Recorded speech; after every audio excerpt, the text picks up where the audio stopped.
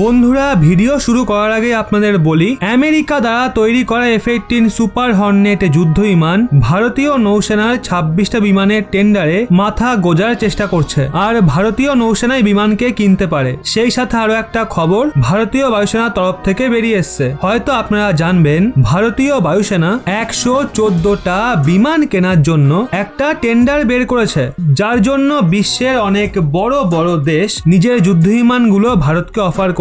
ওদিকে বড় খবর এটা হলো, আমেরিকা নিজের যুদ্ধ বিমানের মহাদৈত্য বলা আর নিজের যুদ্ধ বিমানের ডেরায় সবচেয়ে শক্তিশালী ও ঘাতক যুদ্ধ বিমানগুলোর মধ্যে একটা F-15EX যুদ্ধ বিমান ভারতকে অফার করতে চলেছে। আসলে ভারতীয় বায়ুসেনার এই 114টা যুদ্ধ বিমানের টেন্ডারকে জেতার জন্য আমেরিকা নিজের পুরো জোর লাগিয়ে দিয়েছে, আর সে সবভাবে চায় যা কিছুই হয়ে যাক, ভারতের এই টেন্ডার, যা বিশ্বের সবচেয়ে বড় যুদ্ধ বিমানের টেন্ডার প্রায় $20 বিলিয়ন মূল্যের, সেটা যেন আমেরিকায় জেতে। বোয়িং সদ্যই অনেক বড় একটা বয়ান দিয়েছে, আর তারা স্পষ্ট ভাষায় বলেছে যে আমেরিকার F-15EX যুদ্ধ বিমান ভারত রাফায়েলের তুলনায় 33% সস্তা দামে পাবে। ওদিকে এই বিমানের পার ইউনিট কস্ট প্রায় $80 মিলিয়ন হবে। মহামারীর কারণে সুরক্ষা উদ্যোগে প্রায় সবকিছুর দাম বেড়ে গেছে, আর সাপ্লাই চেনে খুব খারাপ প্রভাব পড়েছে। আপনারা এটা জেনে অবাক হবেন, বোয়িং যে মূল্যে ভারতকে F-15EX যুদ্ধ বিমান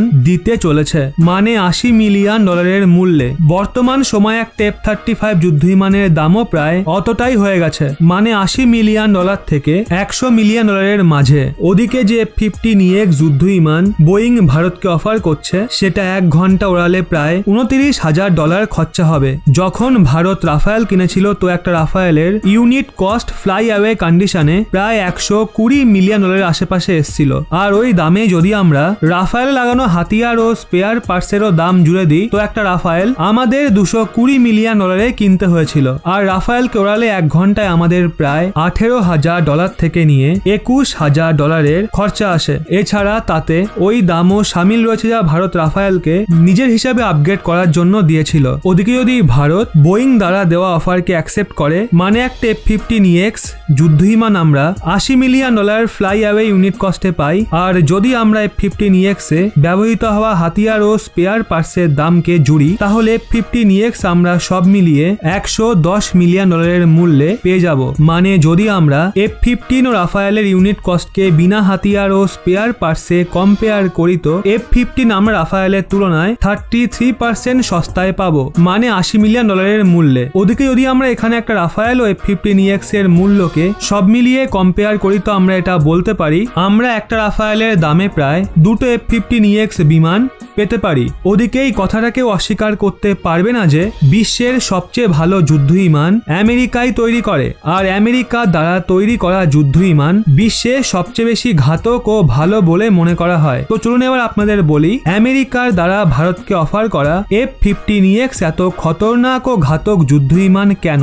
বন্ধুরা, এখনো পর্যন্ত F-15 104টে যুদ্ধ বিমানকে যুদ্ধের সময় ধ্বংস করেছে, আর একটাও F-15 কখনো ধ্বংস হয়নি। এর থেকেই আমরা বুঝতে পারি এটা কত বেশি ভয়ঙ্কর যুদ্ধ বিমান। এটুকুই নয়, F-15 খুবই সহজে 5000 কিলোমিটার দূরত্ব পর্যন্ত যাত্রা করতে পারে, আর 0.8 ম্যাক থেকে 1.2 ম্যাক গতিকে প্রায় 25 সেকেন্ডে অর্জন করতে পারে, মানে মাত্র 25 সেকেন্ডে শব্দের গতিবেগের থেকেও বেশি গতিতে এটা ওড়ার ক্ষমতা রাখে। এটুকুই নয়, বরং এই যুদ্ধ বিমান একসাথে 20টা মিসাইল নিয়ে উঠতে পারে। এর জন্য এটাকে মিসাইল ট্রাকও বলা হয়। বন্ধুরা, আমেরিকার কাছে এত ভালো ভালো ফাইটার জেট থাকা সত্ত্বেও ভারত ইতিহাসে এখনো পর্যন্ত কখনো আমেরিকার থেকে কোনো ফাইটার জেট কেনেনি। তার সবচেয়ে বড় কারণ হলো ভারত সোভিয়েত ইউনিয়নের সঙ্গে নিজের সম্পর্ক মজবুত করছিল, আর দ্বিতীয়, আমেরিকা যেমন স্বভাব রয়েছে, সে কোনো দেশকে একবার নিজের ফাইটার জেট বিক্রি করার পর ক্রেতা দেশকে অনেক ব্ল্যাকমেল করে, আর অনেকবার এই ফাইটার জেটে ব্যবহৃত হওয়া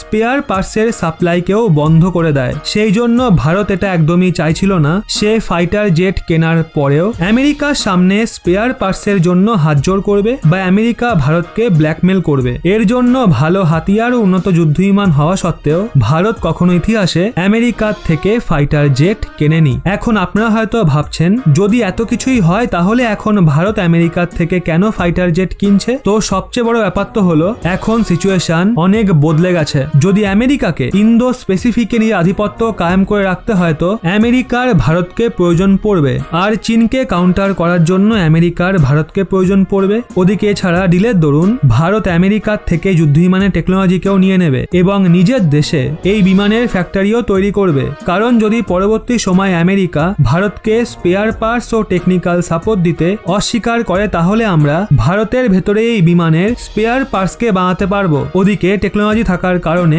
এর জন্য প্রয়োজনীয় টেকনিক্যাল সাপোর্ট নিজেরাই দিতে পারবো। তো বন্ধুরা, আপনাদের কি মনে হয় ভারতের কি উচিত হবে আমেরিকার এই বিমানকে কনসিডার করা? কমেন্টে আপনার মতামত অবশ্যই জানান।